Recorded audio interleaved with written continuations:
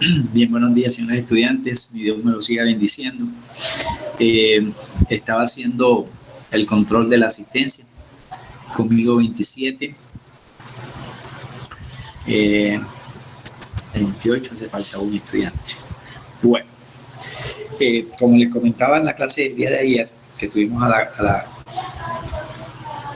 la primera hora, hoy, debido a que mañana hay una actividad pues un poco diferente, no hay actividad académica, vamos a estar atentos al desarrollo de unos puntos preparados por el área de castellano. Entonces no podemos trabajar la academia mañana, por eso en el día de hoy vamos a trabajar el referente de orgánica. Pero antes vamos a hacer la oración inicial de la mañana de hoy jueves. En nombre del Padre, del Hijo y del Espíritu Santo. Amén. Dice la oración de hoy: amado Padre Dios, hoy quiero empezar mi día con esta oración, agradeciéndote por este hermoso regalo que es la vida, por mi familia, por mis amigos, por mis enemigos y por la dicha de habernos permitido despertar en este nuevo día. Gracias, Padre amado, por siempre regalarme tu misericordia y tu compañía. Nunca nos abandones y protégenos siempre. Amén. En nombre del Padre, del Hijo y del Espíritu Santo. Amén. Bueno, para la clase del día de hoy, que es complementaria a la que hicimos el jueves pasado, ya preparé aquí en el chat, ya lo tienen. Les compartí el link de acceso al documento que aspiro miremos hoy. Como hay algunos que, porque siempre les digo, hay algunos que ingresan un poquito tarde, voy a compartirles nuevamente eso. Listo. Vamos a hacer varias cosas aquí. Primero,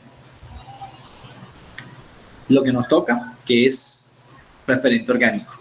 Pero, de ser preciso, si eso nos invita a recordar algo de grado 10, pues lo vamos a hacer, como evidentemente va a suceder acá. Recordemos que también la ficha de participación está abierta, ¿verdad? La ficha de participación está abierta. En el transcurso de la clase, pues, de acuerdo a algunas preguntas que voy a hacer en el día de hoy, usted puede lograr participar desde este referente. Bueno, primero vamos a mirar como complemento, seguir explicando como complemento lo que decíamos el viernes pasado de las funciones orgánicas.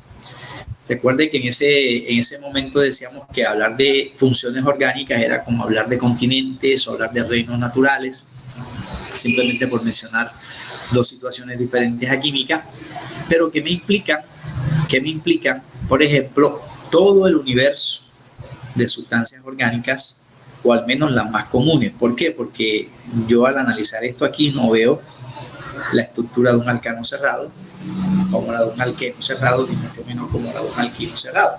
Por eso, mucho más adelante, voy a completar eso con este punto de vista. Expresiones generales para alcanos abiertos y expresiones generales para alcanos cerrados.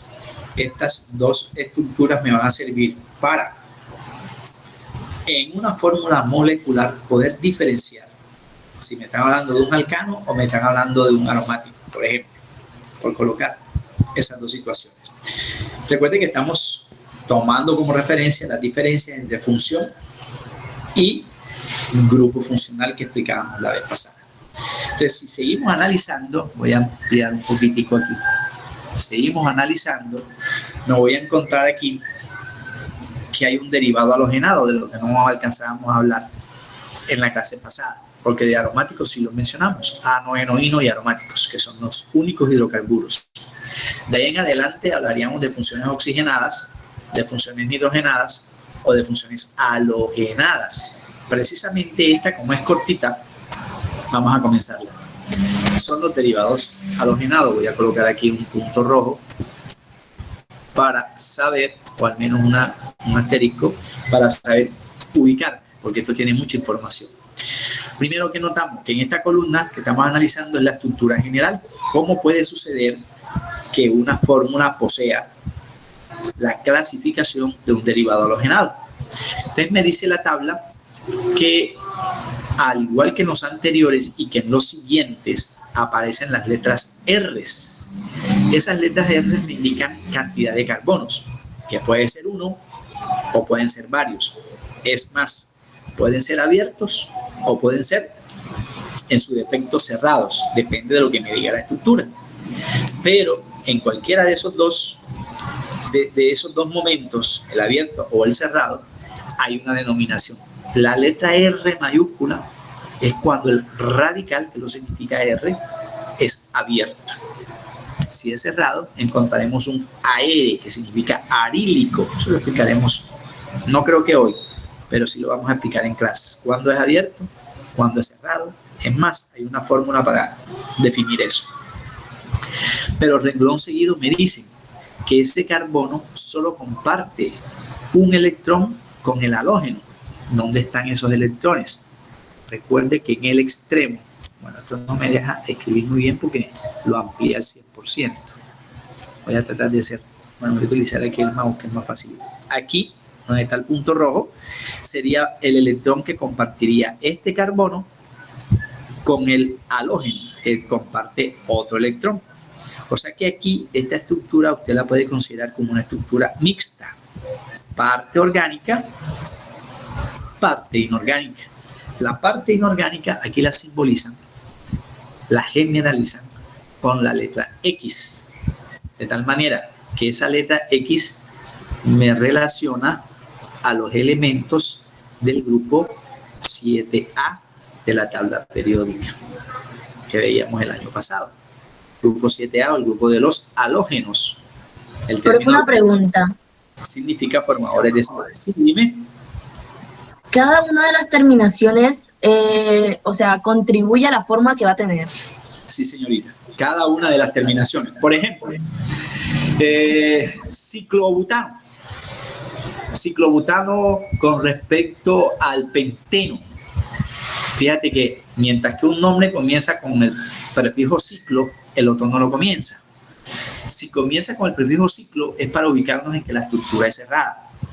Si no me dicen ciclo, la estructura es abierta. Entonces, fíjate que usted tiene mucha razón en preguntar. Si la terminación es ol, puedo pensar que es un alcohol, etanol, pentanol, ciclobutanol, etc. Si termina en ol. Si termina en ina, adenina, guanina, citosina, hablando de ADN, son bases nitrogenadas. Allí debe haber nitrógeno presente. O sea, cada terminación tiene un grupo funcional específico. Por eso, aquí cobra muchísima importancia que yo asocie la memoria, desafortunadamente va a ser así, yo asocie la memoria con el grupo funcional. Ejemplo, fíjate que aquí ya estamos indicando particularidades. La letra X simboliza a algunos halógenos, porque aquí hace falta uno.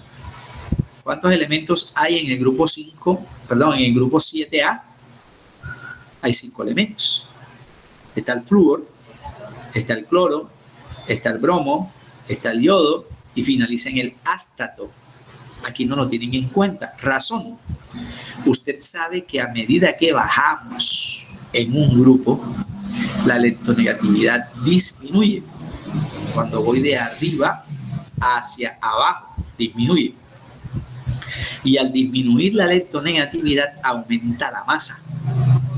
O sea que el primer elemento del grupo 7, que es el flúor, va a tener menos densidad que el último, que es el ástato. O sea que yo puedo interpretar allí también que los primeros tienden a ser gases y los últimos tenderán a ser sólidos, pasando por algunos que pueden ser incluso líquidos, ¿verdad? Según la química que veíamos en grado 10. A medida que bajamos en un grupo, cambia su masa atómica, cambia su número atómico, cambia la densidad, tiende a cambiar también el estado físico-material de la sustancia. Lo mismo aplica para este señor, el grupo 7. Pero ¿cuál es la diferencia con lo que manejábamos en grado 10?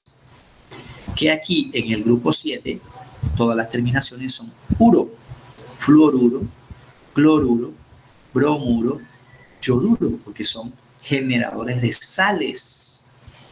El término halógeno significa eso, formadores de sales, ¿cierto? Formadores de sales. Pero no voy a estar pensando una cosa, que es lo que pasa con los azúcares. Cuando a mí me mencionan el término azúcar, inmediatamente pienso en el sabor dulce. Si me hablan de sales, inmediatamente pienso en que es cristalino, en que al contacto con nuestro sudor y una herida nos producen una sensación horrible de dolor. Por eso cuando sudamos y tenemos una peladura a nivel de piel, nos arde. Y nos arde porque allí hay estructuras cristalinas disueltas en el sudor, ¿verdad? Por una razón. Y la otra razón es que toda sal tiene un elemento no metálico y un elemento metálico, ¿cierto? Y al tener esas dos contraprestaciones, me pueden generar diversas sensaciones en mi organismo. Hay algunas que las elimino a través de la orina, como veíamos por allá en una lámina de soluciones, ¿cierto? Entonces, en ese sentido, cada denominación tiene un grupo específico. Por ejemplo, mira lo que me dicen aquí. CH3Cl. Sí, pero profe, eso a mí no me dice nada. Bueno, primero es un derivado halogenado porque tiene las dos condiciones. Primera, un halógeno, como el cloro. Segunda, ese cloro está asociado a un carbono, en este caso. No puede estar asociado a 3 ni a 4, a uno solo. Por lo que decíamos del total de valencias que él debe compartir para cumplir octeto. ¿Cómo así? Vamos a irnos acá. Desafortunadamente me toca, para no eliminar nada de aquí porque es importante. Además, eso se lo voy a compartir en la plataforma. Me está tocando borrar y escribir nuevamente. No importa, lo hacemos. Para que eso se forme, para que eso exista, el CH3CL que me dicen, yo me voy a valer de algunas cositas de 10º grado. ¿Como cuáles?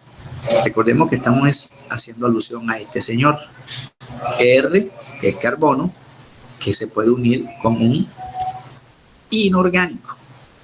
Pero hay una contraprestación, que el enlace siempre tiene que ser simple, porque el halógeno cumplirá octeto, según Lewis, mientras que el carbono cumplirá tetravalencia, según Kekulé, ¿verdad? Tetravalencia es muy distinto a octeto. Tetravalencia para orgánico, octeto para un elemento o un compuesto inorgánico. En este caso es mixto, parte orgánica y parte inorgánica. ¿Cómo se puede formar esto, profe? Para yo poder entender la pregunta que me hice antes, ¿verdad? Por ejemplo, a mí me dan ese compuesto, CH3Cl. Eso a mí no me dice nada.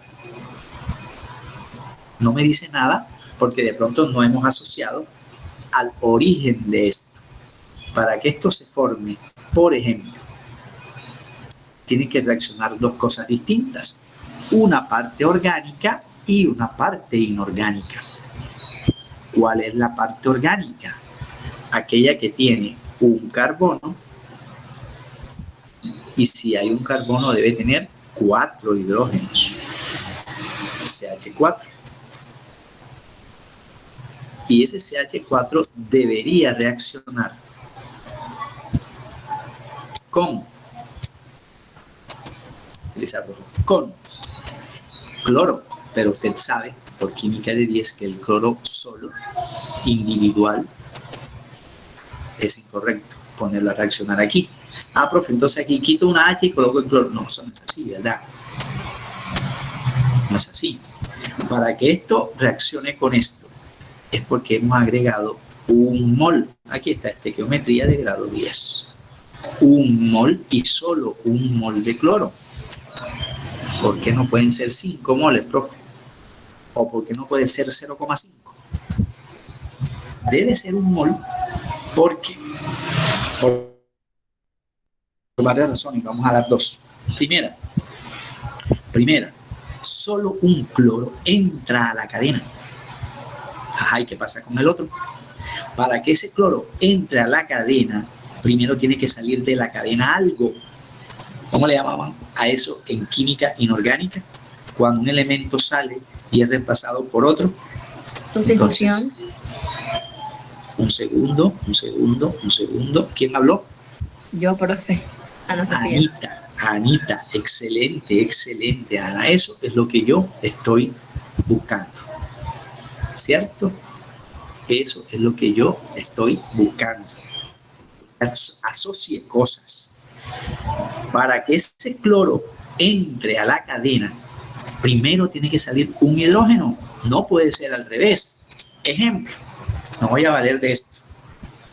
¿Qué es lo que en realidad sucede?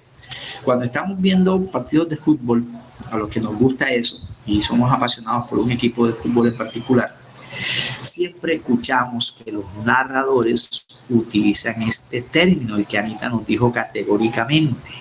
Fulano de tal será sustituido por fulano de tal. ¿Cuál es la norma para que el nuevo jugador ingrese al campo? Primero tiene que salir el que estaba jugando. Esas son las reglas del fútbol. Y esas reglas del fútbol se obedece también a un hecho lógico. Para que este hidrógeno, por ejemplo, sea reemplazado, uno de ellos sea reemplazado por un cloro, primero tiene que salir. ¿Y cuál va a salir? Pues cualquiera, porque va a estar a la misma distancia del carbono. Porque el carbono en este caso es único, un solo carbono. Y como hay un solo carbono y es tetravalente, ¿cuál es el único elemento de la tabla periódica que tiene un único electrón? Pues el hidrógeno. Y como estoy hablando disque de sustancias, bueno, aquí me disculpo, disque de sustancias derivados halogenados, en 10º grado me explicaban que para que este hidrógeno salga, tiene que romper el enlace que lo une al carbono. Entonces estaríamos hablando de roturas de enlaces. Para que alguien salga, tiene que salir de una de estas dos formas. O dejando su electrón, o saliendo con su electrón. Aquí yo voy a pensar lo siguiente.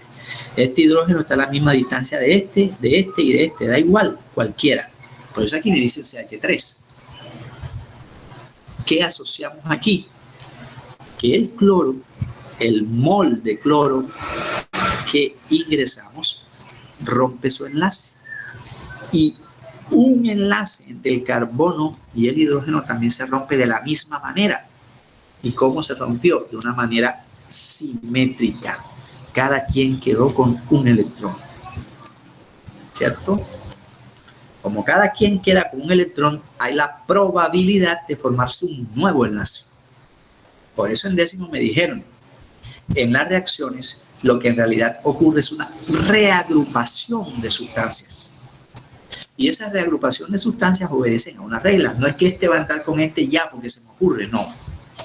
No, para eso están las clasificaciones de procesos que Anita nos decía acá.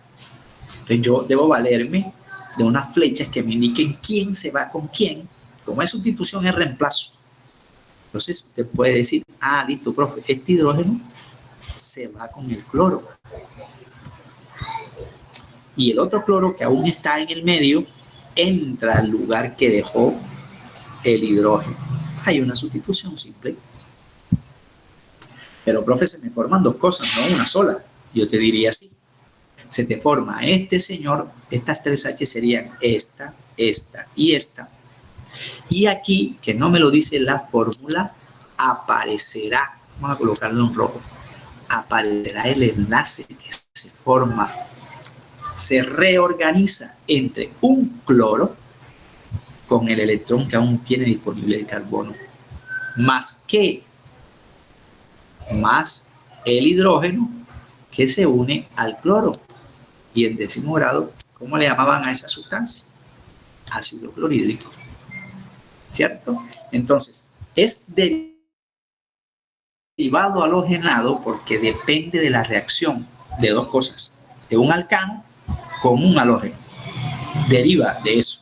Profe, si aquí es un alqueno, no sucede un derivado halogenado, aunque es posible. Porque si el alqueno rompe el enlace, yo puedo ingresar allí halógenos. Eso lo vamos a ver cuando ya empecemos a explicar reacción por reacción.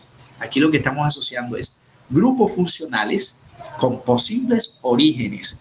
Esos grupos funcionales no existen porque se me ocurrió colocar una R con un X, no. Existen porque obedecen a la explicación de lo que sucede en una reacción. Cuando usted escribe lo que sucede en una reacción, es una ecuación lo que hemos hecho aquí. Fulano reacciona con sutano y se me forma sutano con perencejo en una proporción equimolecular de 1 mol por cada sustancia, estequiométricamente hablando. Entonces te decía en el año pasado que estas dos primeras sustancias son reactivos. ¿Quiénes serán? Sutano y perencejo. Y estas dos últimas sustancias, son los productos. Y si aquí asociamos la estequiometría masa a masa, yo te diría, oye, me ven acá, ¿cuántos gramos de ácido clorhídrico se me forman si reaccionan tantos gramos de metano con tantos gramos de cloro? Usted me va a decir 36.5. ¿Por qué? 1 del hidrógeno como masa atómica y 35.5 del cloro como masa atómica. Sumo todo y me da 36.5. Por eso en décimo me explicaron que si yo cambio las proporciones de entrada, puedo predecir cuántas moles, gramos, cuántas moléculas, lo que me quieran colocar allí de ejercicios en una ecuación. Si yo establezco este orden mínimo, 1 mol metano, ¿cuántos gramos tiene el metano? Carbono 12 y el hidrógeno aporta 1, pero como hay 4, 1 por 4, 4 más 12 del carbono, 16. Si le quieres meter a eso matemáticas, 16 gramos mol existen en el metano y reaccionan con 1 mol de cloro, que son 2 átomos. 36.5 por 2 y lo sumas a 16, te tiene que dar sí o sí algo como esto más 36.5 como esto. Eso usted lo demostraba el año pasado con cálculos masa a masa, por ejemplo, o mol, por ejemplo. Si es a nivel industrial, en donde yo soy el empresario en la producción de, ¿qué será?, de fertilizantes, asumamos. Y entonces yo voy a producir en línea, yo no voy a basarme en la proporción 1:1:1. Si yo lo que quiero obtener es 1 tonelada de tal cosa, 1000 gramos de tal cosa, entonces necesito tantos gramos de metano, tantos gramos de cloro para producir esa cantidad de kilos, ¿verdad? Si es que queremos meternos en ese campo de industrias, ¿verdad? Entonces, estos grupos funcionales que nosotros miramos aquí, y Ana tiene toda la razón, van a depender según las categorías que tengan, derivados halogenados. Pero cuando ya entremos en materia a cómo reaccionan alquenos, alquinos, etcétera, entonces yo voy a utilizar, pero es que pueden haber monohalogenados, dihalogenados, tetrahalogenados, dependiendo de la cantidad de moles. Y ahí aplicaremos estequiometría. Porque ahorita lo que estamos haciendo es una presentación.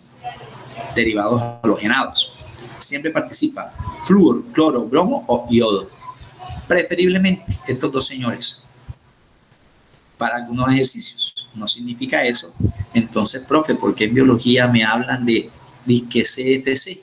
Ya que hoy es el Día Internacional el Día Mundial de la Tierra, perdón. ¿Por qué me hablan de CFC? Y ahí participa el flúor, profe. Yo te voy a decir sí. El flúor es un elemento altamente electronegativo, como usted recordará. el que más fuerza tiene de los ciento y tantos elementos químicos que hay en la tabla periódica. ¿Cuál es esa electronegatividad? Sin revisar en internet, 4.0. Y no vas a encontrar una electronegatividad superior a 4.0. Y esa la tiene el chico pupi, como le digo yo cuando estoy explicando eso.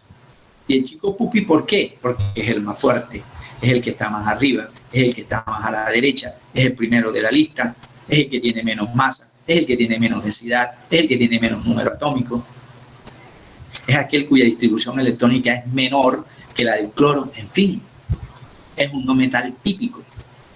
Entonces, en este compuesto que son los clorofluorocarbonados, como son, por decirlo de una manera bastante sencilla, son sustancias muy volátiles y reactivas, van a ir al ozono, que se encuentra a millones de kilómetros de altura. Bueno, como son gases, y al estar en contacto, sobre todo este chico, el flúor, con el ozono, lo que hace es romper la capa de ozono. Entonces ahí viene el problema industrial, viene el problema de contaminación, viene el problema de salud pública, ¿verdad? Y por eso el hombre ha destinado recordar a nivel mundial estas fechas, ¿verdad? Así los dirigentes políticos más adinerados y más fuertes del mundo, potencias económicas en el mundo, hayan intentado desmentir de una manera soberbia y de una manera, bueno, no sé ni cómo decirla, de una manera cantinflesca, sin ser exclusivista allí. Dice que el cambio climático es un invento chino, es un cuento chino. Sin embargo, nos burlamos de otras cosas que dicen otros presidentes. Pero a ese, como es o como era de uno de los más pupis del mundo, no, pasó inadvertido. Obviamente que eso es falso. Eso es falso, ¿verdad? El calentamiento global no es ningún cuento. El calentamiento global es una derivación de miles y miles de reacciones a nivel industrial con respecto a nuestro planeta y a la capa atmosférica. No es ningún invento. Y llegamos a este señor, alcoholes. Antes de decir cualquier cosa de los alcoholes, voy a mostrarles. Ojalá el internet no me juegue una mala pasada, no se ponga lento. Lo siguiente, en inorgánica ya usted hizo un taller, sacó 5, le fue bien, ¿verdad? Pero no asocio eso a lo que estamos trabajando.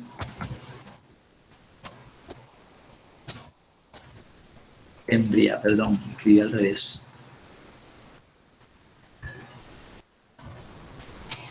Vamos a mirar para qué usamos esto. Resulta que desafortunadamente, socialmente, este señor es socialmente permitido el consumo de bebidas embriagantes. Fíjate que ahí coloqué bebidas embriagantes, no coloqué alcohol, porque no es lo mismo. Entonces me dicen, por ejemplo, vamos a ampliar esta, que aquí hay varias, hay cerveza, hay vodka, vinos, en fin. Si nosotros asociamos lo que acabamos de explicar en porcentaje de volumen de alcohol y leemos la etiqueta de una bebida embriagante como el vodka, por ejemplo. Bueno, vamos a mirar si esta me sirve. Voy a ampliar. ¿Cuál es el porcentaje? El porcentaje de alcohol. A ver si de pronto aquí en la etiqueta hace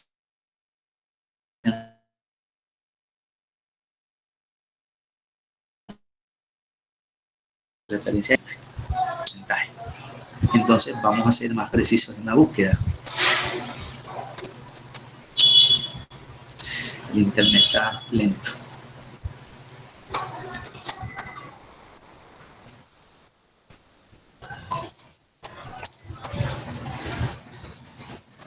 Ser más específicos en la búsqueda. Ah, perfecto. Mira, aquí tenemos una. Bebidas espirituosas, que hablaba una de las preguntas de Preifes. Me dice, mire, 96% en volumen.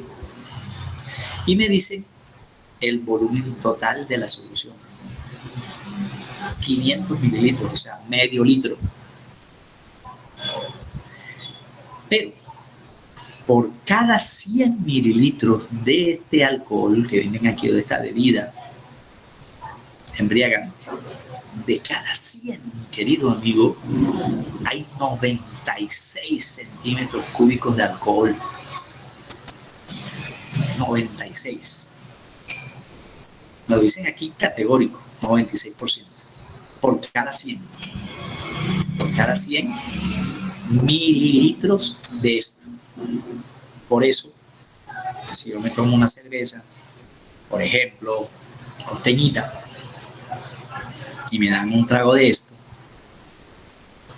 a nosotros, los grandes, los adultos, bueno, ahí ya entendemos por qué mi reacción. Y eso sí está fuerte. ¿Qué pasa ahí? Está fuerte porque su concentración es altísima. Y si de aquí salgo a manejar, imagínate lo que puede hacer un policía, ¿verdad? Sabroso. Me multan y demás. ¿Cierto? Vamos a mirar aquí que me dice Bacardí. No me dice nada. Miremos aquí esta otra. A ver, de alcohol. Bueno, vamos a ampliar aquí porque no alcanzó a ver muy bien. ¿Y por qué? Porque nosotros tendemos a pensar que cuando hablo de alcohol me refiero es solamente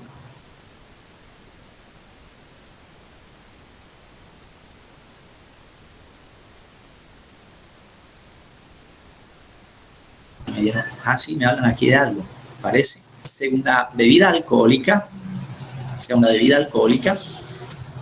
si el grado alcohólico supera el 2% en volumen,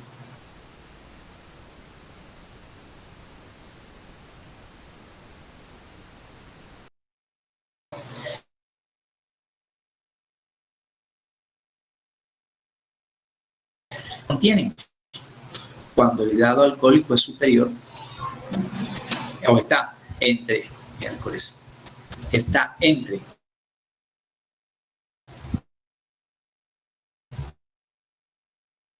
¿cierto? Vamos a mirar esta imagen a ver qué me dice.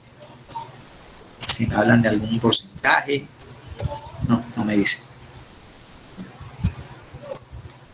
Miremos aquí, no, tampoco. Bueno, regresemos acá. Pero si yo intento buscar esto,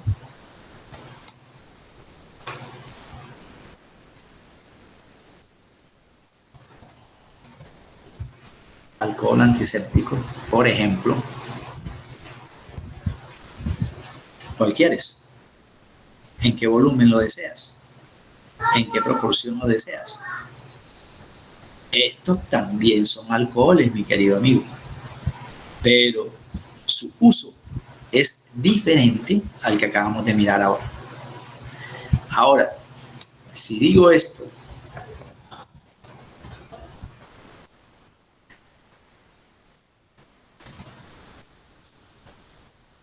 combustibles usados en carros de Fórmula 1, combustibles. Bueno, nosotros vemos en esas carreras automovilísticas que hay una ingeniería bárbara, hay una competencia bárbara por tener el mejor carro, el más veloz, el combustible más efectivo, en fin. Pero yo nunca he visto que un carro de Fórmula 1 llegue a una bomba, como le decimos aquí en la sabana, a tanquear, ¿cierto? A tanquear. Algunos sofisticados utilizan estas mangueras, ¿cierto? Vamos a mirar qué me dicen ellos aquí. Utilizan estas mangueras y esto es de mucho cuidado, muy sensible a la combustión, pero no es gasolina normal. No es gasolina normal. Hay algunos que utilizan, mira, le echan cianuro a ese combustible para obtener un mayor rendimiento en combustión, es decir, que puedan alcanzar una mayor velocidad. Por eso, cuando arranca un vehículo de esto a tanta velocidad, no solamente va a producir este humito porque de pronto voy a pensar yo, está mal de motor, es por el desgaste excesivo del caucho de los neumáticos debido a la altísima combustión interna que aparece aquí. Entonces, aquí ya hay unos productos especiales, ¿cierto? Hay unos líquidos especiales para eso. Muy distinto a los carros o vehículos como el avión, por ejemplo. El avión.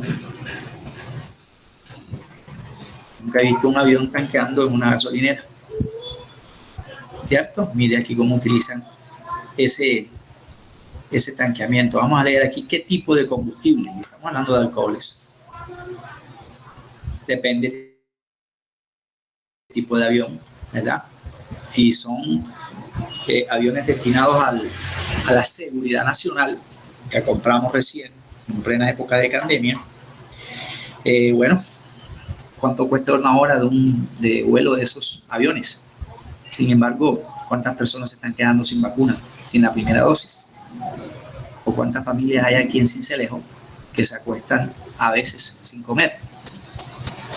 Y sin embargo, estamos pensando en guerras para defendernos militarmente de otros países que no tienen el poder económico actual para pelear, ¿cierto? Y aumentamos, bueno, no me quiero meter con eso, pero en realidad, mire todas las características que hay allí: punto de congelación, que es un queroseno derivado del petróleo, su punto de ignición, a qué punto se quema, 38 Celsius, una temperatura 38, imagínate, muy cercana a la temperatura cuando teníamos fiebre, ¿cierto? 38, y el punto de ebullición en el agua es de 100. Este combustible a 38 da una capacidad bárbara, ¿cierto? Bueno, y así. ¿Por qué terminamos hablando de esto? Porque precisamente el tema que vamos a mirar tiene que ver específicamente con el grupo funcional de los alcoholes. Uy, me pasé 2 minutos. Nos queda pendiente entonces para el próximo viernes, Dios mediante, hablar de alcoholes, pero también vamos a explicar aldehídos, cetonas y ácidos que dependen de los alcoholes a nivel industrial. Se cuidan, por favor. Nos vemos, Dios mediante, mañana. Y que tengan un resto de día muy, muy, muy feliz.